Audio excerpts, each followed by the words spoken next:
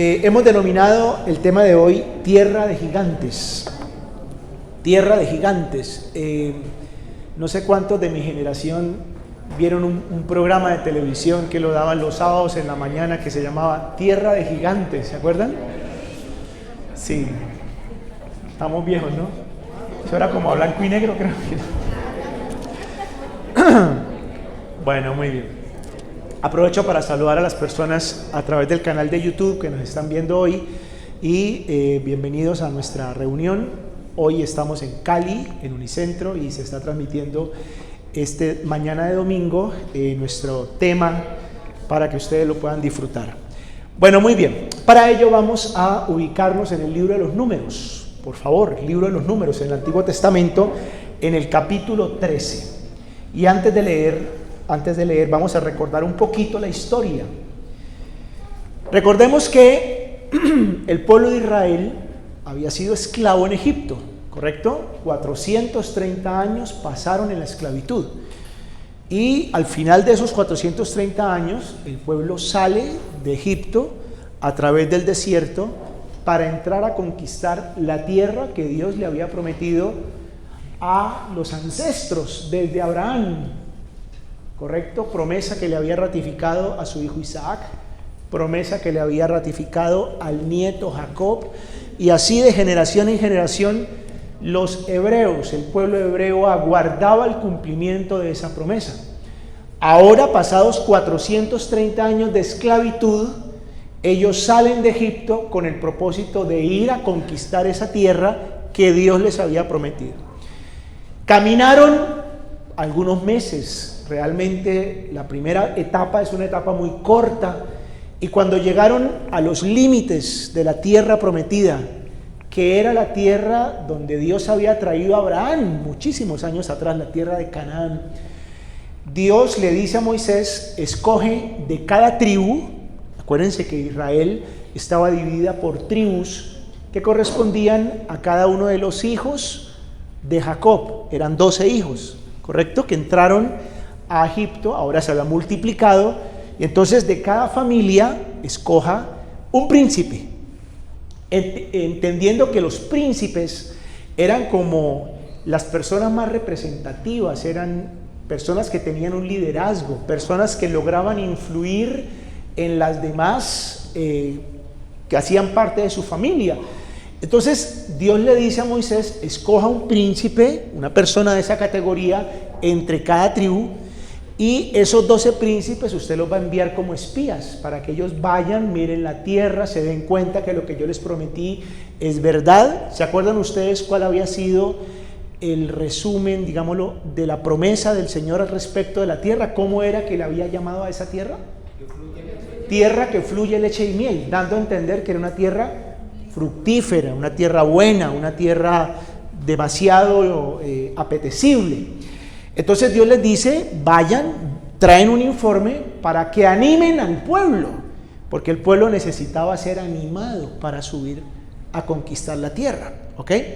Ellos van, miran, vienen y le cuentan a Moisés, le cuentan al pueblo lo que ellos vieron, y cada uno da un informe. Entonces, con esto en mente, llegamos al capítulo 13 del libro de los Números, y nos vamos a ubicar en el versículo 25, por favor. Y vamos a leer, me perdonan, una porción bastante consistente para que nos metamos de todo en la historia.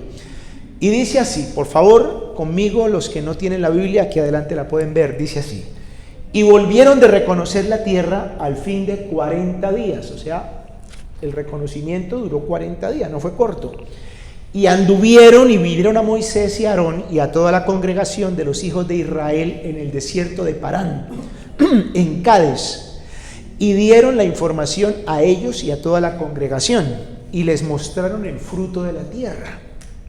Les contaron diciendo: nosotros llegamos a la tierra a la cual nos enviaste, la cual ciertamente fluye leche y miel. O sea, no nos engañaron, la tierra sí es muy buena, y este es el fruto de ella. Mas el pueblo que habita aquella tierra es fuerte, y las ciudades muy grandes y fortificadas. Y ojo, y también vimos allí a los hijos de Aná. ¿Quiénes eran los hijos de Aná? ¿Quién era ese señor? Aná. ¿Sí? Los hijos de Aná eran unos personajes muy grandes a los cuales la Biblia llama gigantes. Y literalmente lo eran, ¿no? Y más adelante ellos van a describir a estos personajes. Y sigue diciendo, versículo 29, Amalek habita en el Negev, y el Eteo, el Jebuseo y el Amorreo habita en el monte, y el Cananeo habita junto al mar y a la ribera del Jordán. O sea, que la tierra que ellos fueron a reconocer, además de estar habitada por los descendientes de Aná, entre otros, estaba habitada por mucha gente. Habían otros pueblos que estaban allí. La tierra no estaba baldía, la tierra no estaba esperándolos, la tierra estaba ocupada. ¿Estamos? Y sigue diciendo, versículo 30, por favor si lo leen conmigo. Entonces Caleb hizo callar al pueblo delante de Moisés y dijo, subamos luego y tomemos posesión de ella, porque más podremos nosotros que ellos. Paremos acá un instante. Por favor, Caleb hay que tenerlo en cuenta.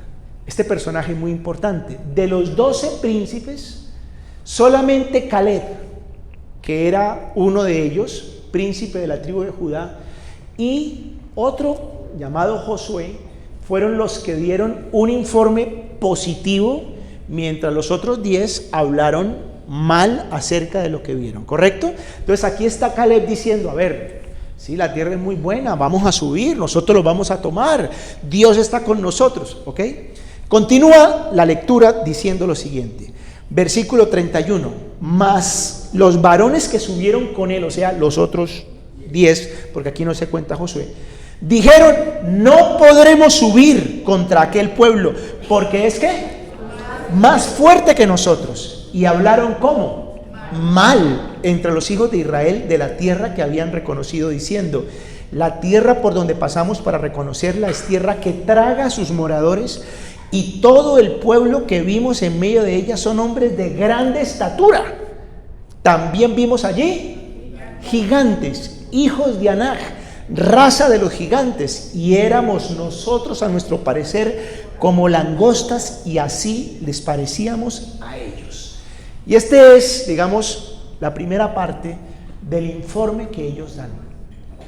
La tierra es buena, sí, pero está habitada, y además de estar habitada hay gente muy grande, y nosotros nos sentimos chiquiticos al lado de ellos, como langostas, en un lenguaje más nuestro, como una cucaracha al lado de ellos. Así nos sentimos, no podremos subir. Se llenaron de miedo y se llenaron de espanto. Bueno, entonces aquí viene una pregunta. ¿Qué esperaban encontrar ellos? Primero, una buena tierra, como en efecto la encontraron, ¿sí? Según leímos nosotros, y les voy a recordar, versículo 27, y les contaron diciendo, nosotros llegamos a la tierra a la cual nos enviaste, la que ciertamente fluye leche y miel, y este es el fruto de ella. Dice que ellos trajeron un racimo de uvas, solo que era tan grande el racimo y las uvas eran tan grandes que tuvieron que, terciárselo en un palo, y entre dos personas, en el hombro el uno y el otro allá, traer el racimo de uvas. Imagínense las uvitas, ¿no? Este es el fruto, la tierra ciertamente es buena.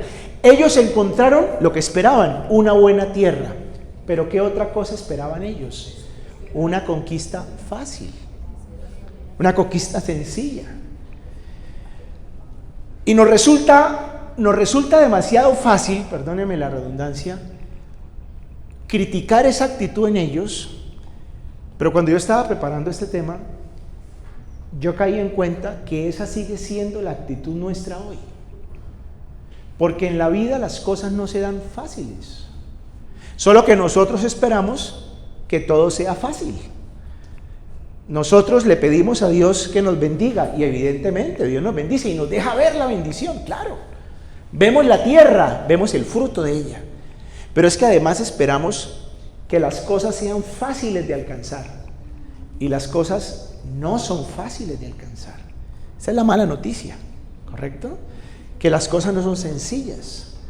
Y que así como el pueblo de Israel tuvo que enfrentar gigantes, nosotros también. Pero claro, Todos los días nosotros tenemos que enfrentar gigantes en diversas áreas de nuestra vida, sea en lo laboral, sea en lo familiar, sea en la salud. Tenemos que enfrentar gigantes. Delay me dice, permanentemente me dice, yo entiendo que nadie tiene la vida toda resuelta. Dios siempre equilibra las cosas. Si a uno le va bien por acá y está muy bien por acá, por allá tiene una pata coja porque lo hace a uno como trastabillar, como depender de Dios, y para allá vamos ahora. Pero siempre tendremos que enfrentar gigantes. Ellos esperaban que los gigantes no existieran.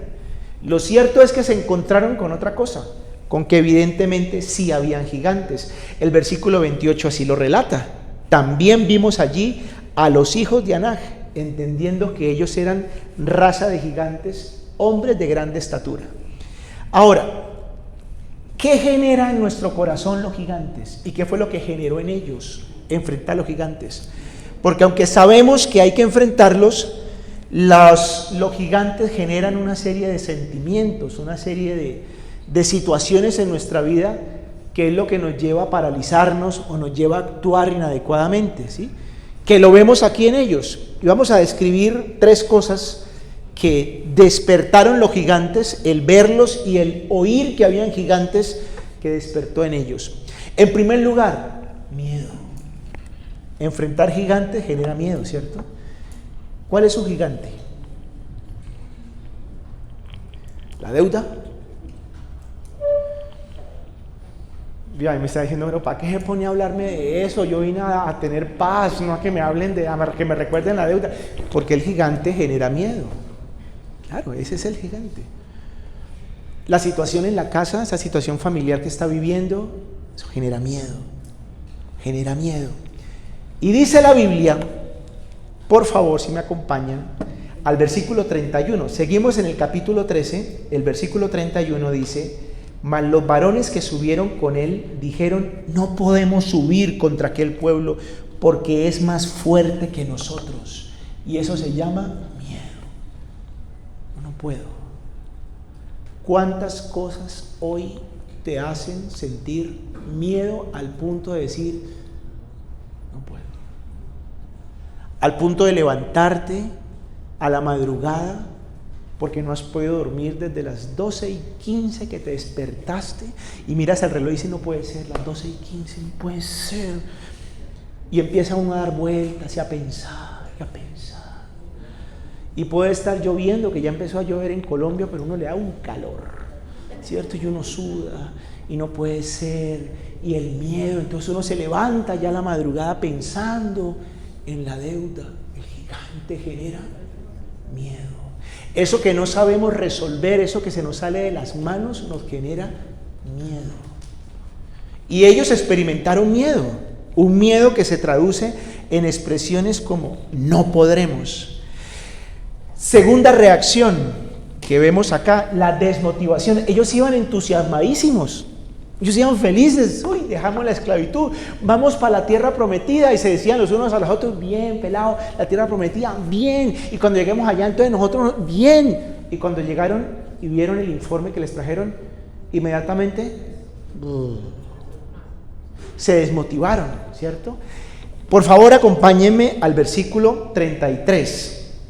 Dice: también vimos allí gigantes, hijos de Anak, raza de gigantes, y éramos nosotros a nuestro parecer como langostas, y así les parecíamos a ellos. Esa es la desmotivación. Porque cuando yo voy motivado, ¿cómo me siento? Cuando usted está motivado por hacer algo, ¿usted cómo se siente? Uy, ¿cierto? Aquí no me tiene nadie. Y cuando usted está desmotivado, ¿cómo se siente? La última cucaracha del desierto. No, eso me pasa a mí. Esa es la desmotivación. Pero eso lo genera el gigante genera la desmotivación. La desmotivación que nos paraliza. Por favor, adelantemos al capítulo 14 y miremos el versículo 2, hablando de la desmotivación. Y se quejaron contra Moisés y contra Aarón todos los hijos de Israel, Y les dijo toda la multitud: ojalá muriéramos en la tierra de Egipto o en este desierto, ojalá muriéramos. ¿Cuántas veces has dicho eso? Ojalá me muriera. Porque cuando usted está desmotivado, la desmotivación, la depresión lo lleva a ese punto. Ojalá me muriera. Yo quisiera es como acostarme y no volverme a despertar. Y uno lo dice en esos momentos de euforia y calor. Yo quisiera es como morirme. Si yo me muriera, esto ya pasaría. Y me toca aquí levantarme todos los días. Palabras necias. Primero, porque no va a morir. Usted no va a morir, o sea, todavía no. Va a despertarse y el problema va a estar ahí. Pero eso genera la desmotivación. Me siento chiquitico, quiero morirme, no soy capaz. Y la tercera reacción, la murmuración. Murmuración, por favor, versículo 32 del capítulo 13. Volvemos otra vez al 13. ¿Qué dice el 32? Por favor, conmigo. La primera frase dice: y hablaron mal entre los hijos de Israel de la tierra que habían reconocido, diciendo: la tierra por donde pasamos para reconocerla es tierra que traga a sus moradores, y todo el pueblo que vimos en medio de ella son hombres de grande estatura. ¿Cómo hablaron? Mal. Porque cuando uno está llevado, acobardado por los gigantes, aquello que es una bendición, yo termino llamándolo maldición. Pedazo de carro cafetera inmunda que no sirve para nada, y le pego. Pero es que hace unos días usted decía: ay, qué carro tan lindo el que el Señor me regaló. Que así somos, así nos pasa, ¿o no? Claro que sí. Usted consigue el trabajo: ay, bendiciones, tengo trabajo, me dieron el empleo en la empresa donde yo siempre quise y soñé. Solo que usted llega allá, ya no lo están esperando con un tapete rojo. Bienvenido, estábamos aguardando en esta compañía por tu presencia. Serás para nosotros un sol a partir de hoy. Mentiras, usted ya se encuentra con un nuevo jefe que no le cree a usted, que lo mira mal, que tiene una manera de hacer las cosas que es totalmente contraria a la suya, ¿cierto? Con unos empleados, compañeros suyos que son más viejos que usted, entonces todo el mundo marca su territorio. Nosotros somos como los perros. Perro marca su territorio y ese es el mío, ¿sí? Entonces usted se va a acercar ahí y lo corren, y entonces a la semana usted viene y me dice, después de que vino contento: aleluya, Dios me dio el trabajo. Ahora me dice: de gracia de trabajo ese que tengo. No hallo la hora de irme. Voy a empezar a pasar hojas de vida. Porque así somos nosotros. Eso lo genera el gigante, la murmuración. Empezaron a hablar mal de la tierra. Pero es que unas palabras atrás estaban hablando de la buena tierra que fluye leche y miel. Pero era ahora una tierra que traga a sus moradores. Y lo peor, ¿para qué nos trajo Dios aquí? Porque la murmuración no es solo contra Dios, no es solo contra el jefe, contra la empresa, contra el compañero, sino finalmente es contra Dios. Porque muchas veces escucho decir: Dios, ¿por qué me mandó allá? Pero usted le oró a Dios por ese trabajo. ¿Y Dios por qué me permite vivir eso? O sea, ¿Dios es el culpable? ¿Dios era el culpable de que los gigantes estuvieran allá? Dios les había prometido una buena tierra. Que la tierra tenía sus vericuetos. Y como todo en la vida, todo hay que ganarlo, y a pulso y con paciencia. De eso vamos a hablar enseguida. Pero yo no puedo llamar a lo bueno malo. Y quiero que por favor en este momento esa sea como la primera consigna de lo que saca hoy de esta reunión. No llame la bendición maldición, no haga eso. Y menos, no se vaya contra Dios. Dios no tiene la culpa. Al contrario, Dios nos tiene aquí con vida, con salud. Estamos luchando. Nos levantamos a luchar. Eso es demasiado importante. Eso es un gran milagro. Usted tiene un trabajo, usted tiene unos clientes, usted tiene, una familia, usted tiene una salud. Dios no es el culpable de lo malo que a mí me pasa. La murmuración nos lleva a eso. Eso es lo que genera los gigantes. Y por favor, hablando de la murmuración, capítulo 14, verso 3. Porque justamente aquí, vea lo que ellos dicen. Capítulo 14, verso 3. ¿Y por qué nos trae Jehová a esta tierra para caer a espada y que nuestras mujeres y nuestros niños sean por presa? ¿No sería mejor volvernos a Egipto? Ese es el colmo de los colmos. Si es que en Egipto eran esclavos. No, me hubiera ido mejor como estaba.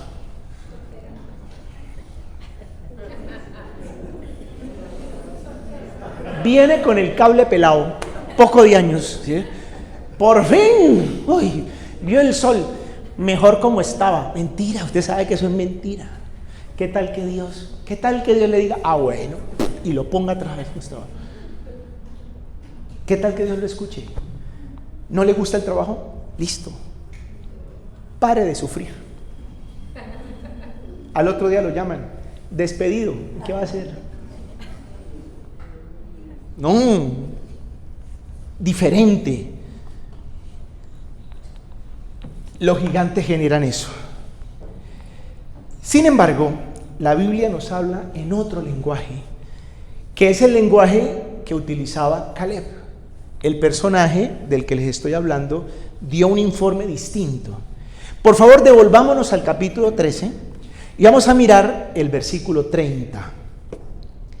Y lo vamos a leer todos. Dice así: entonces Caleb hizo callar al pueblo delante de Moisés y dijo: subamos luego y tomemos posesión de ella, porque más podremos nosotros que ellos. Bueno, vamos a parar acá. ¿Qué fue lo que dijo Caleb? A ver, ustedes dejen de hablar bobadas, dejen de gritar como locos. Vamos a subir, no, y ese subamos luego no es dejémoslo para después, no, es una manera de enlazar aquí las ideas diciendo vamos a subir, ¿correcto? Subamos luego. ¿Por qué? ¿Qué es lo que dice a continuación? Tomemos posesión de ella, ¿por qué? Porque más podremos nosotros que ellos. Y aquí entonces voy a hablarles de quién es el verdadero gigante. Porque evidentemente enfrentamos gigantes, pero esos gigantes que vemos tan inexpugnables, tan inmensamente grandes, son más pequeños que usted y que yo. Y eso era lo que sabía Caleb. Sí, los gigantes están allá. Él no estaba diciendo, no, allá no hay gigantes. Sí hay gigantes, pero nosotros podremos más que ellos. Y eso tiene que ver con la fe, que la fe no es misticismo, la fe no es religiosidad, la fe es capacidad para asumir los desafíos de la vida, que todos los días se nos presentan. Pero una mujer de fe, un hombre de fe, ve el gigante, que aunque genera miedo, que aunque genera incertidumbre, todo lo que acabamos de descubrir, finalmente dice, no, yo puedo más que él. Ese es el verdadero hombre y mujer de fe. Caleb no lo dijo por positivista, no, yo todo lo puedo, yo soy capaz. No, él entendía, nosotros podremos más que ellos por una razón, que la vamos a descubrir. ¿Quiénes son los verdaderos gigantes? Y yo pretendo que en esta tarde cambiemos el concepto del gigante. Porque el gigante no es el que está enfrentándolo a usted. El verdadero gigante es usted, según dice la Biblia. Y es como Caleb empieza interpretando la situación. El verdadero gigante. Por favor, capítulo 14, verso 8. Capítulo 14, verso 8. A ver, conmigo, ¿cómo dice? A la 1, a las 2 y a las 3. Si Jehová se agradare de nosotros, Él nos llevará a esta tierra y nos la entregará, tierra que fluye leche y miel. ¿Por qué fue que Caleb dijo, nosotros podremos más que ellos? ¿Por qué? ¿Cuál era la razón? Que él lo tenía súper claro. Y ahora lo expresa en este último versículo. Porque tenía fe. Porque él tenía fe. Ajá, ¿en qué? ¿Cómo era el asunto? Él sabía que no iban a subir solos a darse puños con el gigante, ¿correcto? Él sabía eso. ¿Qué era lo que él tenía clarísimo? Si Jehová se agrada de nosotros, en otras palabras, pues si Dios viene con nosotros, hermanos, los tenemos. Porque es que ese man, sí, con ese man uno no pierde. Eso es lo que él sabía. Uno con Dios no pierde. Uno con Dios gana. Porque si Él viene con nosotros, nos entregará la tierra que fluye leche y miel. Entonces la pregunta aquí es, ¿usted está seguro de que Dios viene con usted? Porque de nada sirve esas oraciones inmensamente largas, unos ayunos inmensos, clamando por el respaldo de Dios, y cada vez que usted sale del ayuno, sale de la oración, sale peor de acobardado de cuando empezó a orar. Y lamentándose, y Señor, ayúdame, Dios mío, pero ¿por qué? Y un lamento, y una zozobra. No, si yo fui a orar, si yo le pedí a Dios, si yo vine a la presencia de Dios, y entiendo que Dios viene conmigo, ¿cómo salgo de ahí? ¿Cómo salgo? ¿Y cuál va a ser mi actitud? ¿Cómo voy a enfrentar la vida? ¿Cómo voy a vivir el día? Todos tenemos derecho a sentirnos aburridos en un momento. Pero claro, yo también me aburro. Y cuando yo me aburro, la sorda, ¿qué le pasa? ¿Es así? ¿Qué le pasa? No, bien, yo lo conozco, te está aburrido. O sea, me toca. Y mi reflexión siempre es, bueno, ¿quién está conmigo? ¿Yo de quién soy? No, es que Dios está conmigo. Es que Dios a mí no me ha dicho, me voy, yo vuelvo después, nunca. Al contrario, Él me dice, yo estoy aquí contigo. Luego, si Él viene conmigo, entonces yo puedo estar seguro que yo de esta salgo. Yo de esta voy a salir. Entonces mi actitud cambia.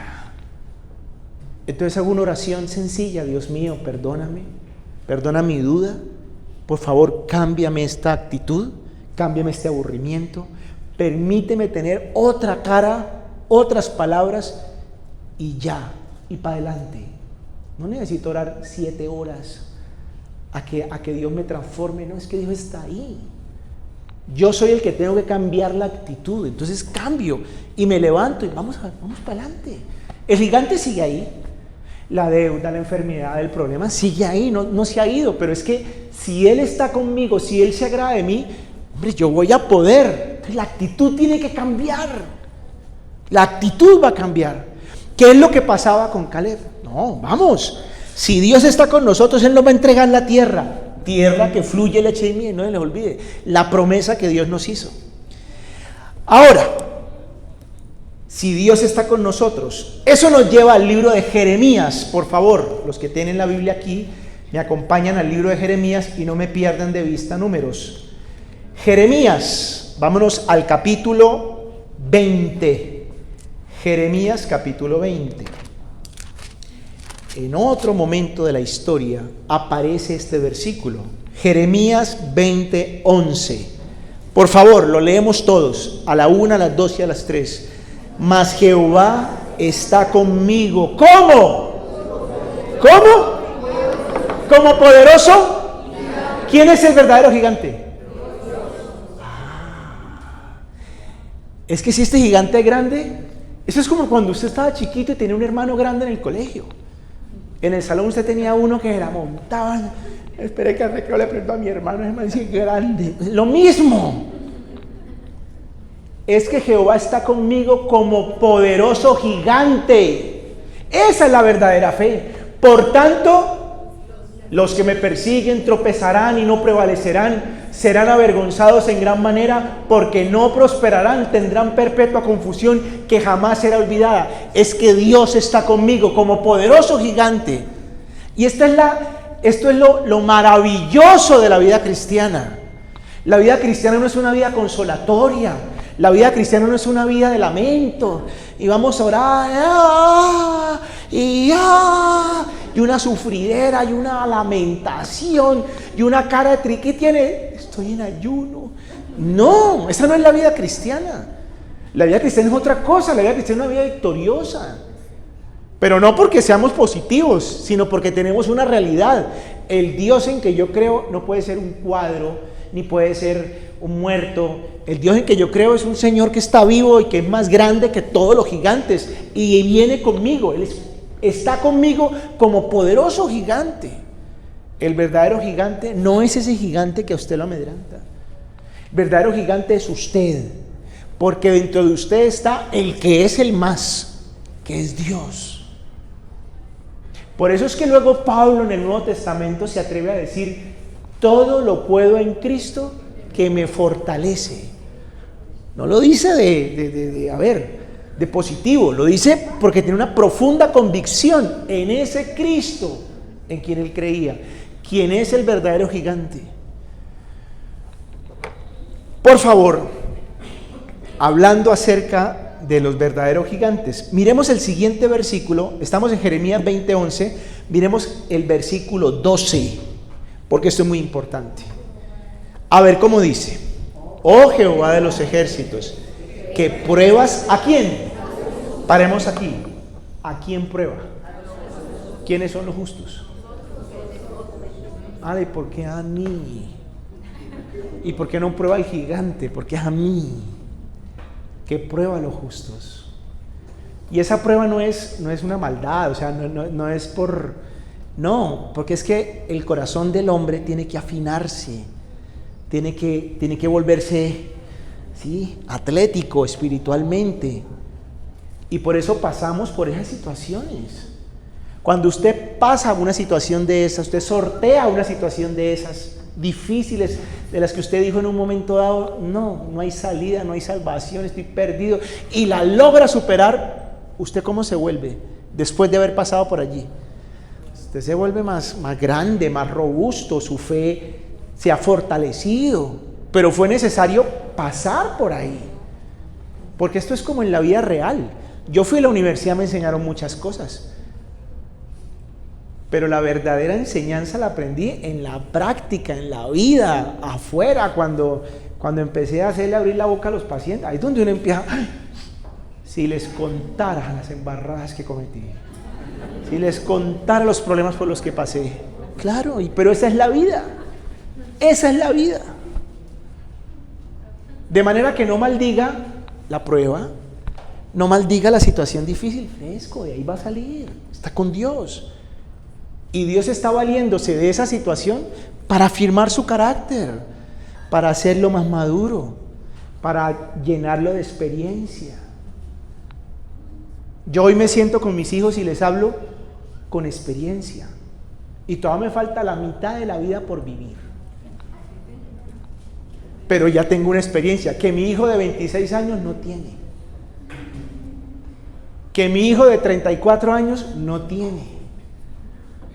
Ellos están envalentonados en la vida y yo los siento y los aterrizo. Lo que pasó. Y a veces vuelven con un totazo.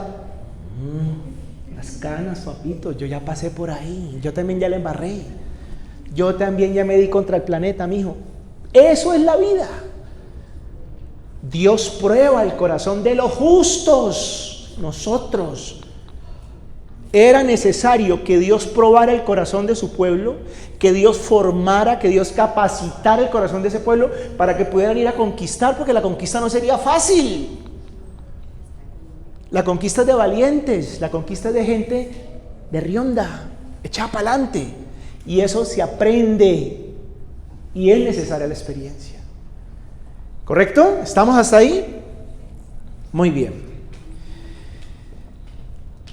Hablemos entonces de los gigantes en la fe, porque el verdadero poder de una persona, que ya definimos es el verdadero gigante, está no en la plata que tenga, está no en lo grande que sea físicamente, sino en lo grande que sea su fe. De manera que vamos a hablar de los gigantes de la fe. Y voy a hablarles de dos personajes ampliamente mencionados en este lugar. El primero de ellos, David. David, que todavía no era rey, que era un niño, un muchachito que cuidaba las ovejas del papá y tiene que enfrentar un gigante, a Goliat, ¿correcto? Ahora me preguntaban, ¿cuánto medían los gigantes? Pues la Biblia habla en las medidas que da la Biblia que Goliat aproximadamente medía como 3 metros y 20 centímetros, más o menos, ¿correcto? Él era un niño chiquito, flaquito, bonito, pero eso no servía para nada, ser bonito, tocaba era ser grande.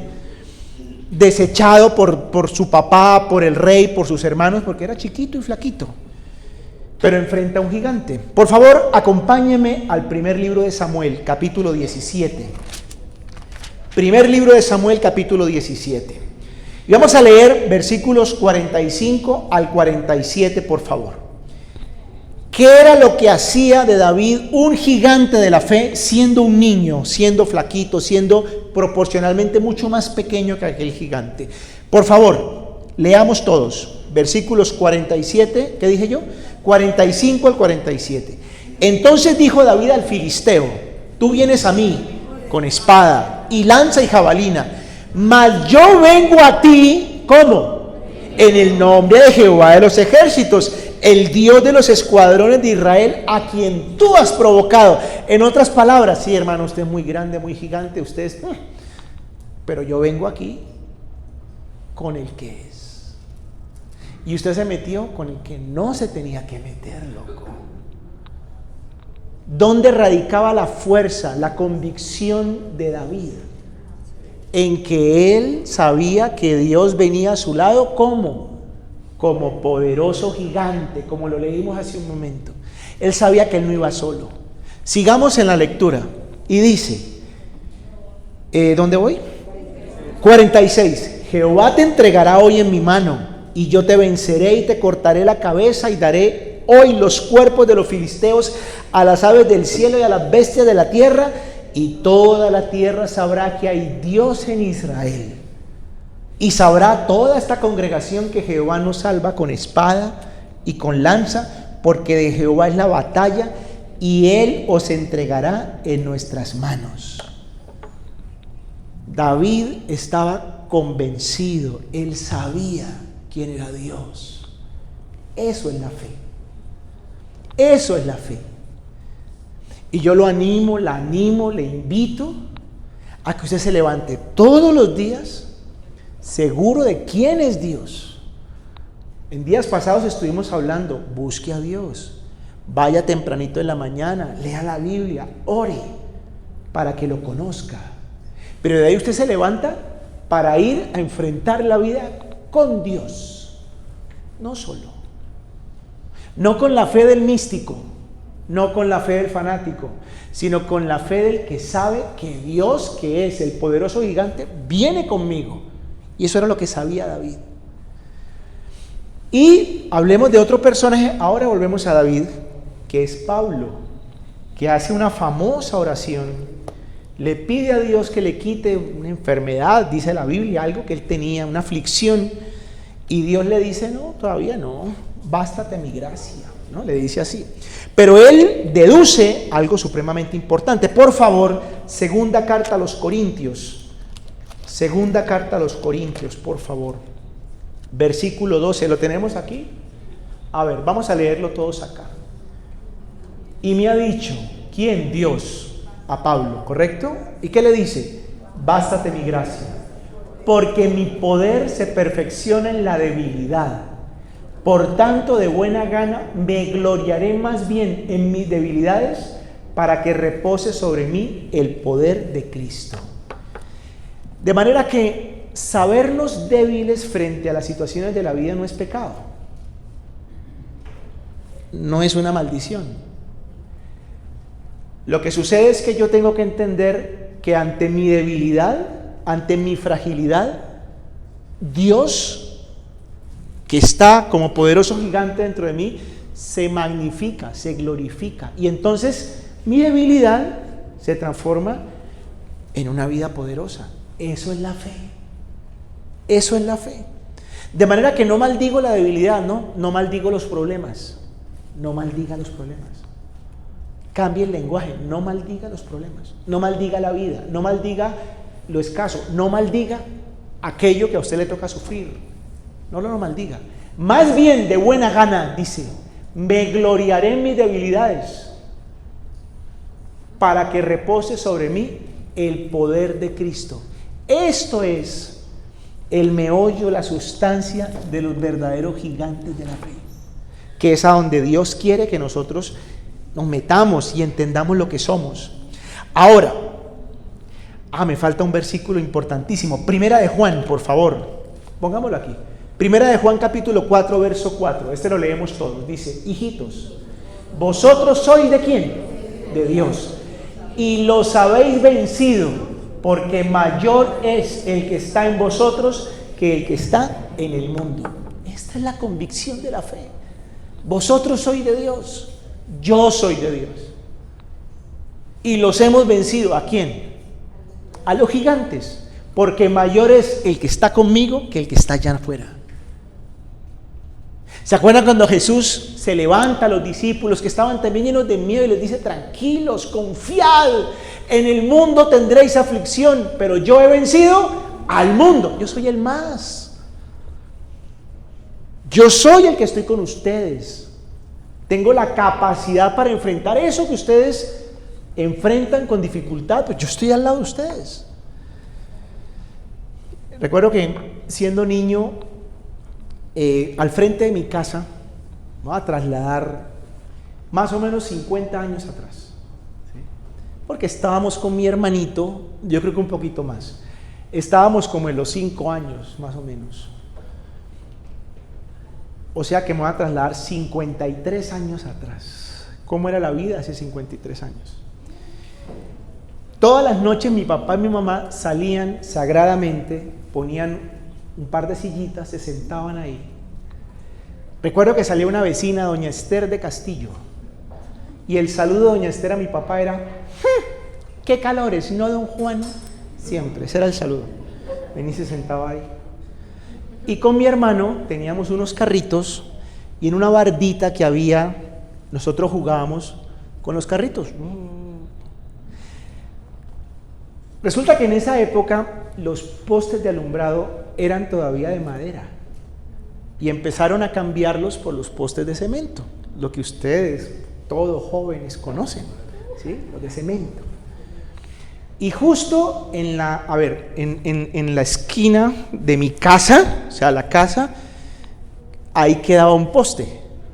Entonces vinieron, sacaron el poste de madera, dejaron el hueco listo para al otro día venir a poner el poste de cemento. Entonces en la noche, esa noche, el hueco estaba ahí, salimos, salió doña Esther, qué calores, ¿no, don Juan? Y nosotros salimos con los carritos a jugar. Íbamos jugando y yo no me di cuenta, en una de esas, ¡pum!, yo me caí al hueco. Y el hueco era un hueco de un poste, calcule, yo era un niño de 4 o 5 años, no tenía más. Cabía en el hueco, o sea, yo me caía al hueco. Y obviamente yo sentí que la tierra me tragó y que me iba a morir. Y lo que pasó por mi cabeza es que me iban a poner el poste encima. O sea, eso fue lo primero que yo me imaginé. Y yo empecé a gritar, papá, papá, papá, pero, o sea, ese hueco era tan grande que yo cabía, pero no era tan grande como para yo poderme desplazar. O sea, yo quedé como aprisionado. Papá, papá, papá, papá. Y mi hermanito, papá, papá. Entonces, yo no creo que pasaron 30 segundos, pero para mí fue 3 horas.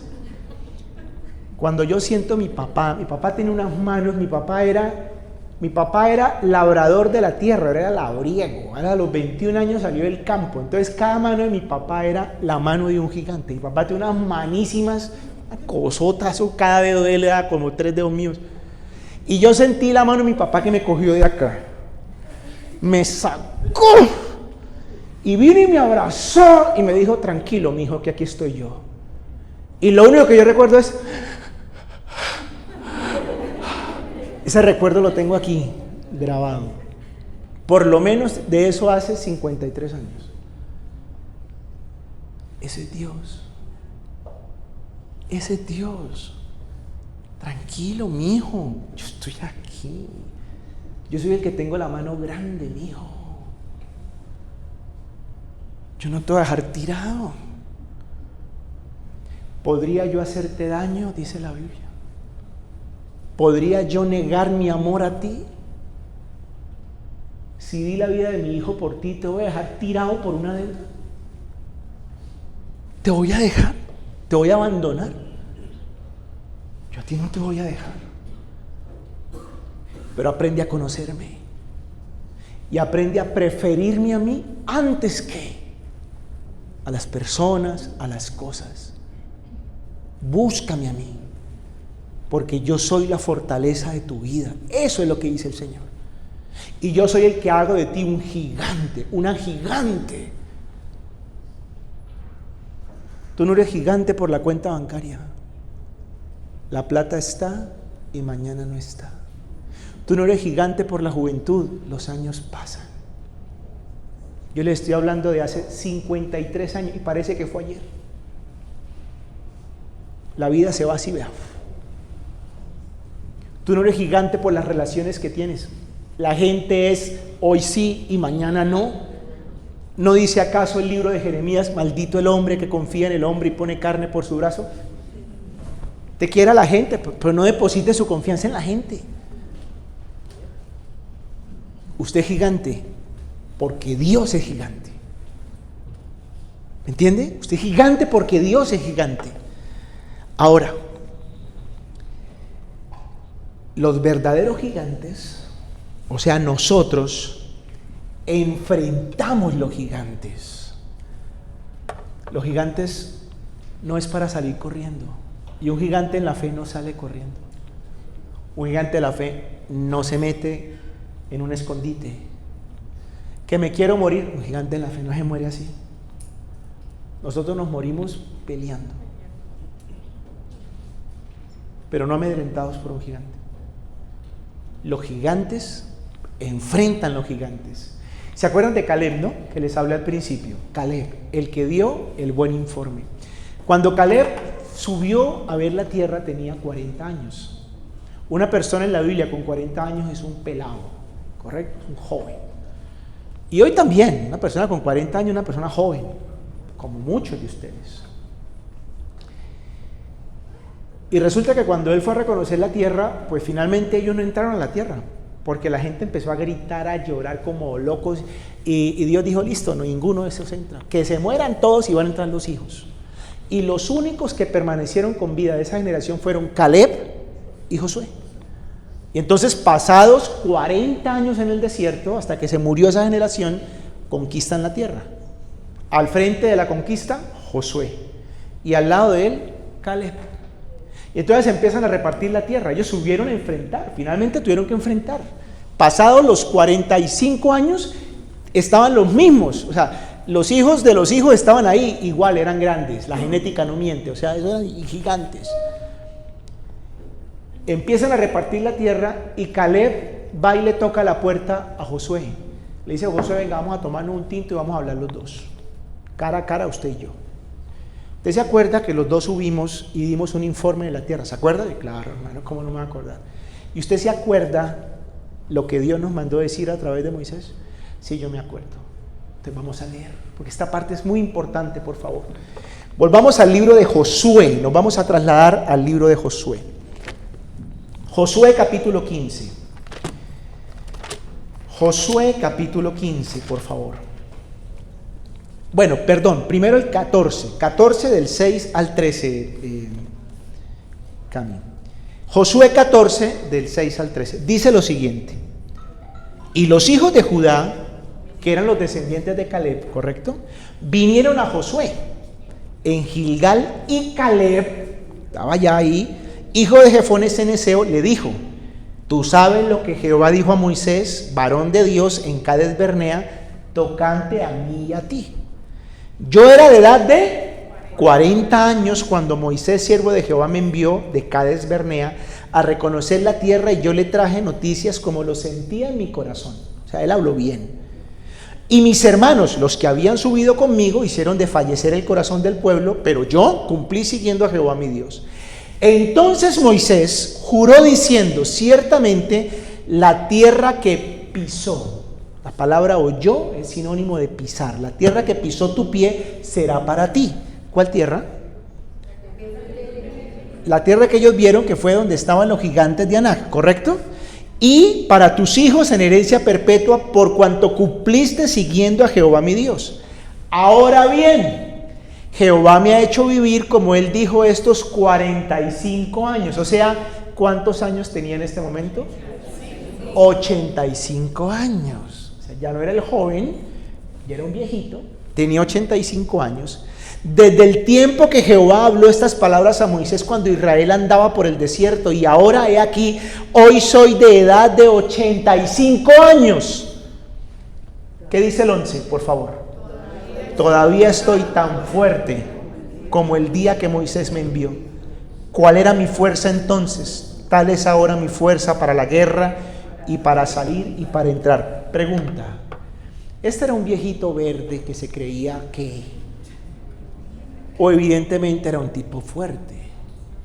¿Será que la ley de la entropía no había pasado sobre él? ¿Su materia no se estaba deteriorando y ciertamente estaba envejeciendo? Evidentemente era un viejito. Pero cuando él dice, todavía estoy tan fuerte como aquel día, ¿a qué se refiere? ¿Cuál era su fuerza? Su fe, su fe.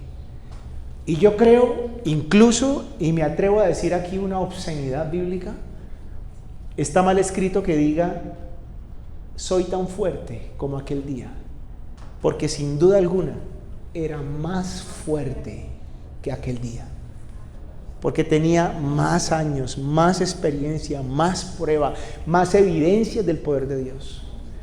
No, yo estoy tan fuerte como aquel día. Y dice, dame pues ahora este monte, del cual Jehová habló aquel día, porque tú oíste en aquel día que los anaseos, ¿quién eran los anaseos? Los gigantes están allí, y que hay ciudades grandes y fortificadas. Quizá Jehová estará conmigo y los echaré como Jehová ha dicho. Oiga, el viejito tenía todo el derecho a sentarse en una mecedora, a que lo jubilaran, a que le dijeran, tranquilo mijo, usted ya está un viejito, ahí le vamos a dar una tierra para usted, porque usted lo merece, además usted es un prócer para nosotros. Dice, no, yo voy a ir a pelear. Y yo sé quiénes están allá, los gigantes. Los gigantes. Porque toda la tierra de Canaán no era habitada por gigantes, aclaro. Específicamente esta que él fue a visitar era habitada por gigantes. Yo voy. Y sigue diciendo, mire lo que es, dos compadres.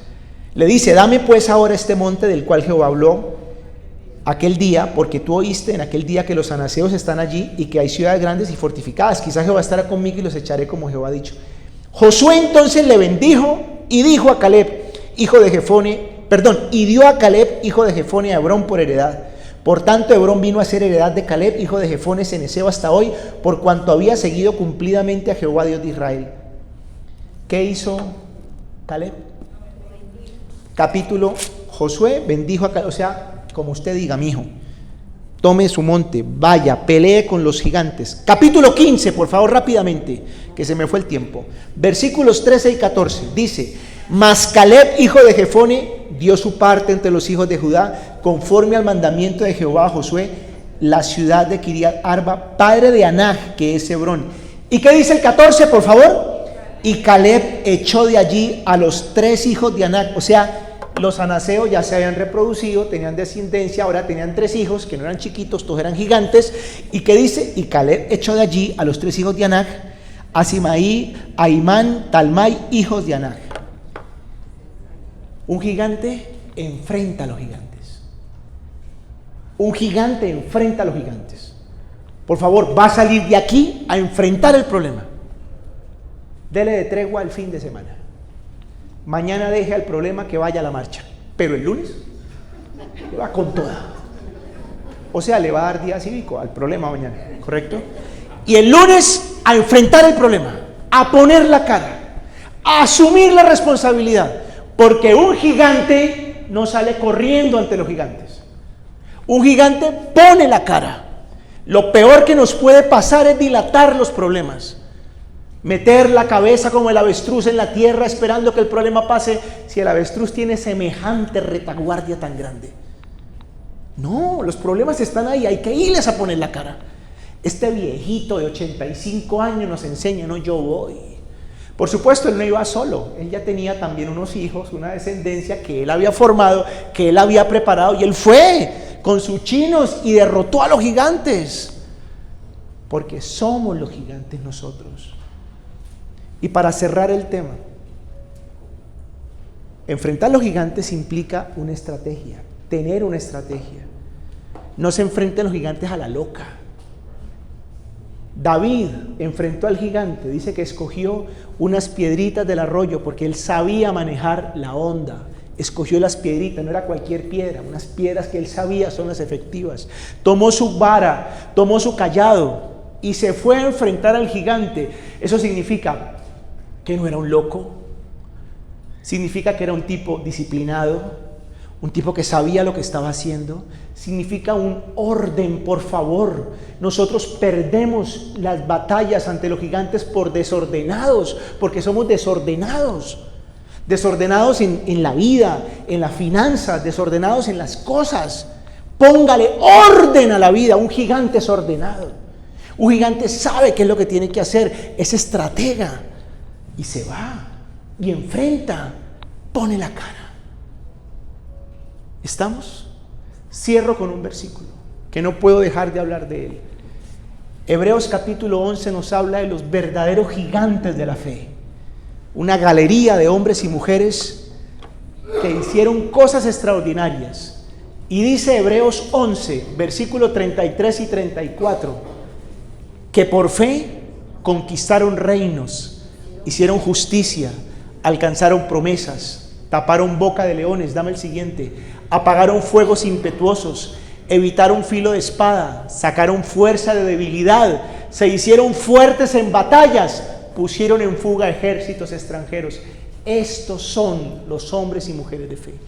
Y ustedes y yo estamos invitados a vivir este tipo de vida, porque el que es gigante verdadero está dentro de nosotros. Así que por favor, vamos a ponernos de pie, vamos a orar. No nos vamos a milanar ante las circunstancias de la vida. ¿Listo? ¿Estamos?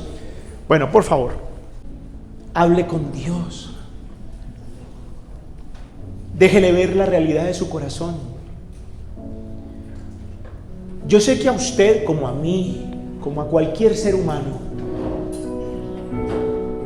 hay cosas, circunstancias que nos lastiman, que nos amilanan, que muchas veces nos hacen sentir como langostas, pequeños.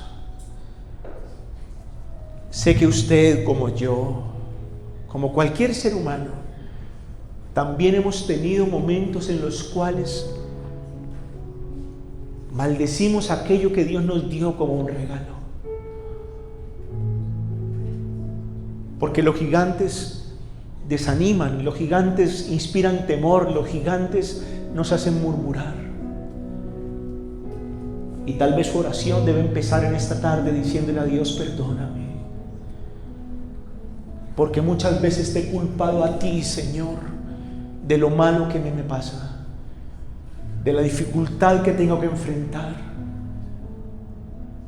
Perdóname, Señor, porque muchas veces he querido tirar por la borda la vida misma, porque muchas veces he querido salir corriendo, Dios mío,